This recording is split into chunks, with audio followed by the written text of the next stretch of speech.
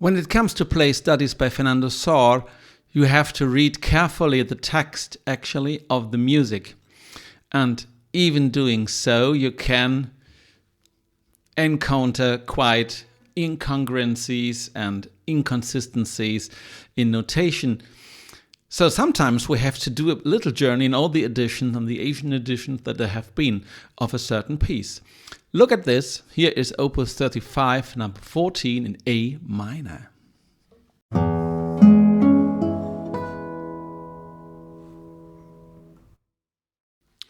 Here you see the very first edition of 1828, which has been published under the supervision of Sor himself by Pacini or Pacini in Paris.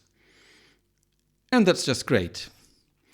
But just playing through the music and looking at the last bar, you see the first thing that is a bit strange. Look at this. There is a repetition sign and a rest after that repetition sign. So that rest that should be going one step further, so to say.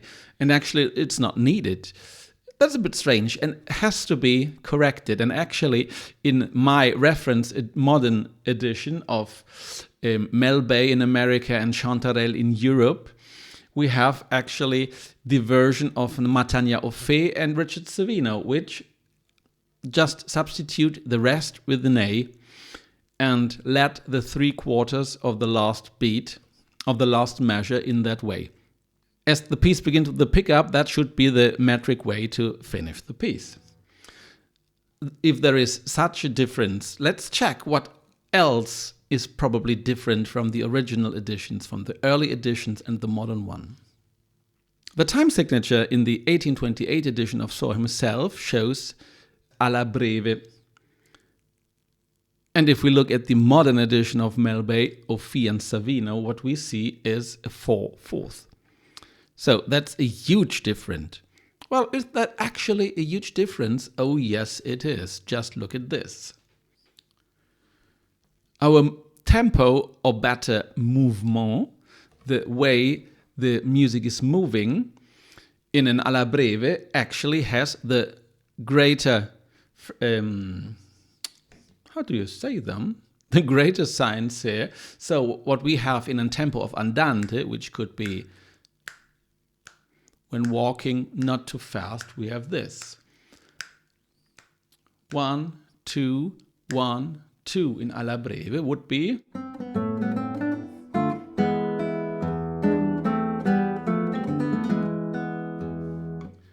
If we now have the same speed of walking in a 4/4,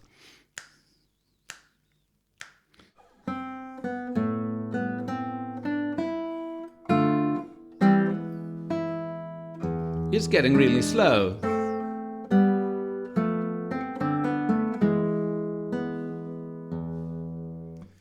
Probably we could speed up that 4/4 tempo a bit.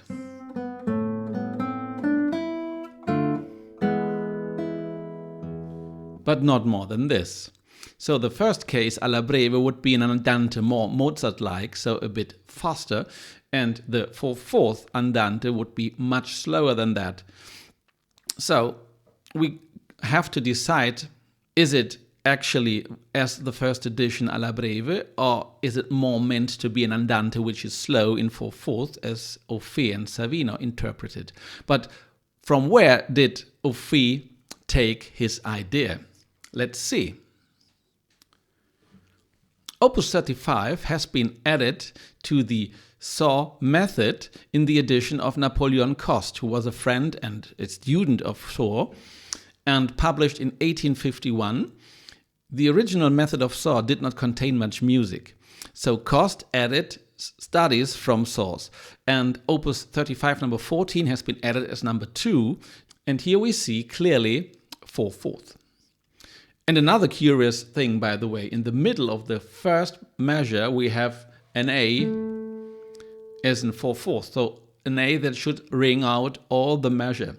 This is to some way not necessary, as Sor already wrote in his books that notes should be let ring out as long as possible, both harmonically or mechanically. So this A is nothing else than a reminder that you keep the very first A in the beginning of the measure. That's it. Clearly, Matania Orphée and Richard Savino are based on this edition of Coste. Let's see what other differences are. We already talked about the ending. You see here the Pacini Sor 1828 ending, which is as we said, and the Sor Coste ending actually is this. There is no repetition sign. There is the rest, but the last note in the melody seems to be an A here.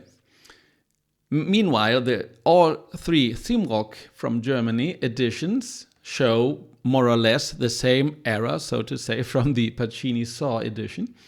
And so does an edition from 1897 by Harrison Mott, which has been published in London, which is just the same version. Note, by the way, the different signs for the quarter rest, which is quite nice.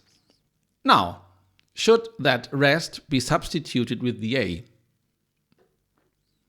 We could actually make some considerations on what Sor wrote himself in the piece. So here you see one version where the ending in the second part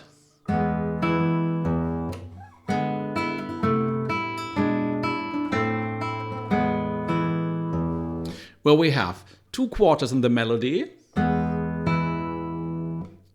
and the third note in the bass alone.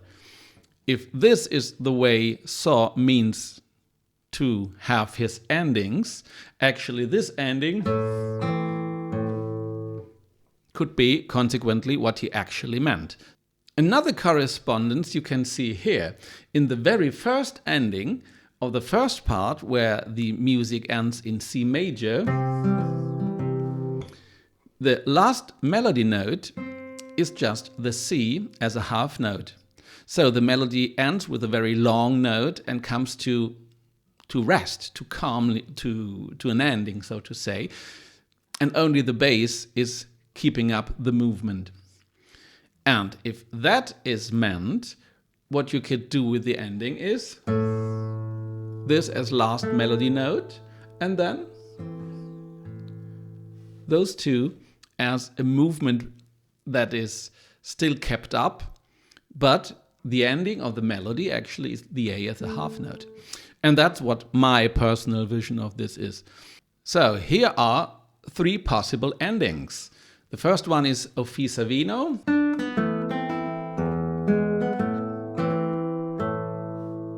Which makes it as the melody. What could probably has been meant by Sor or written by Sor is this. Just the A alone in the bass. And my vision is this one. So we have the long A and accompaniment finishing the thing. That's okay. Now let's go on. There is other stuff to talk about. Here is measure 18 in the 1828 edition of Pacini. We have apparently this voicing. So on the downbeat, just the B and the A. And then there is that E, which is probably together with the G sharp. But in the modern edition of Matania Orphée and Richard Savino, we read the E already in the beginning of the measure, strangely not as a 4/4 note, but as 2 half notes put together by the arc. Now, in Coste Sor from 1851, we read the E in the bass as a whole note, but it's not really under the others, so that's a bit odd how it's put there. But this is what is meant. So Savino and Orphée interpreted clearly the Coste Sor method. The Themrock editions actually have very different voicings in that point. They do actually all the variation that are found in the historic editions. And we have here clearly the E as a whole note in the center of the bar. This is typical to the printing of music of the 18th century, of the 19th century. And it happens that whole notes are just put in the middle of the bar, even if there are other voices that are beginning apparently earlier. So the error in the original edition might be a misread, that someone added that little stem to the whole note. So yeah, might be it's this. I actually believe it's meant that you have a 4/4 note in the bass. Let's see how that is in the music. Here you see it.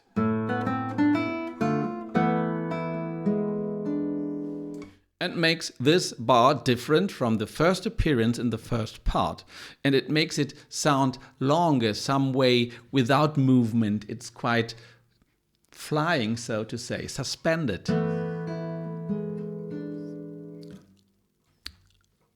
Last but not least, there are differences that Sor intentionally composes in his music. Just watch the beginning, where we have the A in the bass as a half note, twice in the first part. In the second part instead, when this theme is repeated, the bass A is just a quarter note.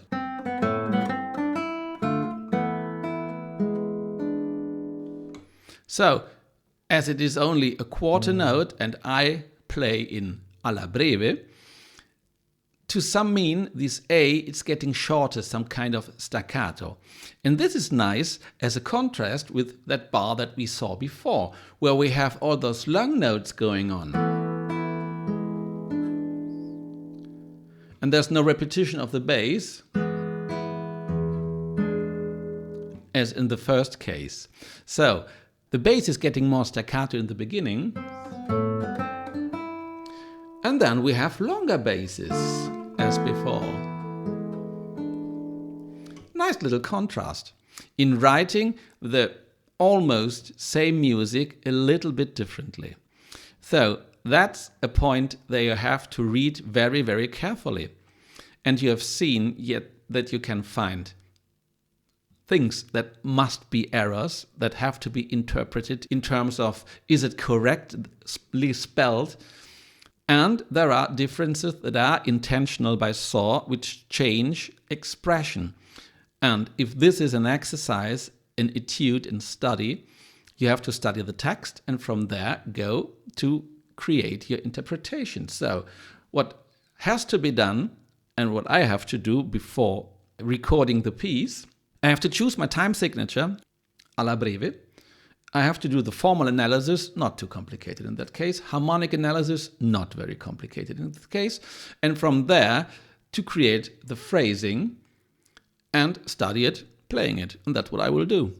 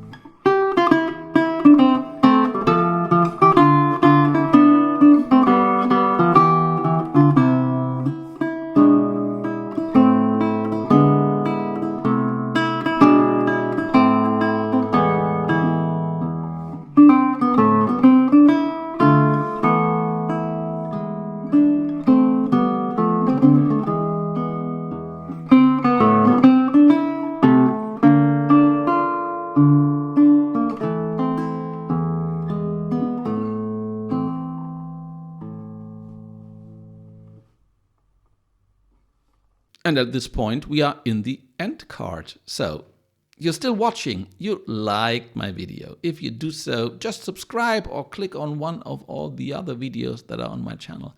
Thank you very much for watching and enjoy playing that beautiful piece. Bye.